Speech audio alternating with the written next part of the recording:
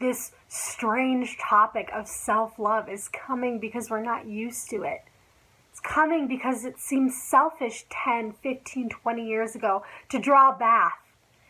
It seems selfish to take care of yourself, to give yourself a massage, to write just for the fun of it, to embrace your hobbies. It seemed negative because it didn't somehow involve prestige. It doesn't somehow involve one-upping your position, as opposed to the past versions of ourselves. We're being supported now in this world of self-love.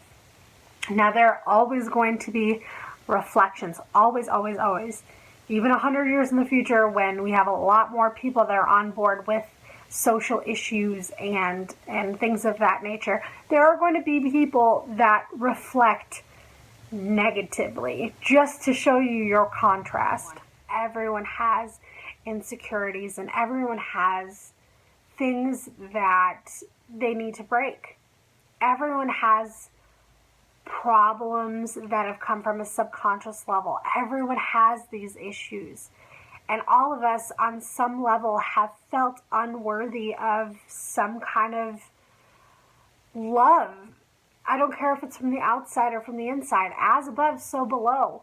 What's going on out here is a reflection of here. So if you're in chaos, and if you're having issues, whatever the issue is, there's a reflection on yourself.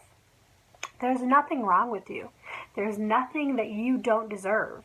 We are all doing this together. We are all realizing what's inside of us. I don't know what's happening in 10 minutes on my energetic level, and that's okay. That works with you too.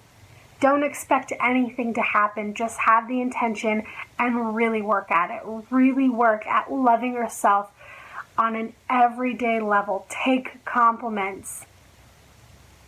Share with other people.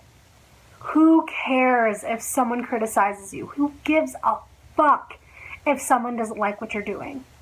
That has nothing to do with you. That has something to do with the reflection that they're seeing. And that's fine. If someone's riling you up, or someone doesn't think that you're doing the correct thing or living by the correct standards or means, then they're seeing something authentic in you, and that's perfect. That's the way it all works. We have these standards, right? We have all of these standards in terms of every aspect of our lives, whether it's a career or your beauty, your face, your body, your race, ethnicity, whatever. And these things are blocking us. These things are making us feel like we are less than we are, making us think that we don't deserve the same kind of love that someone else deserves for some kind of strange human reason, whether you have a mental illness, whether you have some kind of physical ailment, whatever it is.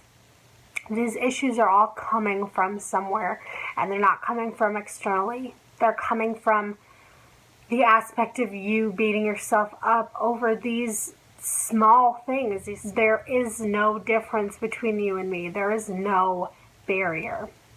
That's what this energy is about. That's what this new feeling is about. This is what's making you itchy now rather than 10 years ago when you were part of that scene, when you were part of that group, part of that criticism, that critic group, that group that built those barriers. Now we're feeling uncomfortable enough to break down those barriers. Now what we have to do is we have to look inside of ourselves. We have to look into those aspects of ourselves, those deep, shadowy parts of ourselves that we could not accept, that we cannot embrace, that we had a hard time accepting because they were considered different, they were considered flaws. This comes down to even the most mundane levels, whether it is accepting compliments or personal hygiene or diet or exercise or investing time or energy into a hobby or time into anything that's personal, that doesn't put butter on the bread, or, something that isn't directly correlated to material things. And that's going to be hard because we are recently shifting out of this energy of this hypermasculine. And that's okay. That just means that every single day we have a responsibility to take care of ourselves. The important thing for us to do right now is to work with each other and look inside of ourselves. No one is going to tell us that we're beautiful. No one is going to convince us that we're worthy of love. Now, my suggestion for you, and suggestion for myself and anyone who's watching, whatever, is that we all kind of take an inventory of where we want to be. Now, this is on every aspect of our lives. So, whether it's a career or something that you consider as a hobby or your physical, whatever, what is the greatest version of you? What would you do if you had no money, right? What would you do if you had no boundaries? Who would you be? Now, look at that and see what's holding you back from there. Why don't you think you deserve to be as healthy as you need to be? What is holding you back from being as transparent and as open and as loving and as whatever it is? What is holding you back from there? Now, every single answer will be some kind of belief system that will point back to you not feeling worthy. You not wanting to express a certain aspect of yourself that's true. That is a true aspect of yourself. So what about you do you not want exposed? What about you do you not feel comfortable with enough to bring it out and become more of an authentic version of yourself? Appreciate your body, appreciate your mind, your process, appreciate the things that have blocked you and have moved you forward. Appreciate the things in your past that you don't think you deserved. Appreciate everything that has gone on in your life because it's brought you to this wisdom, this mind.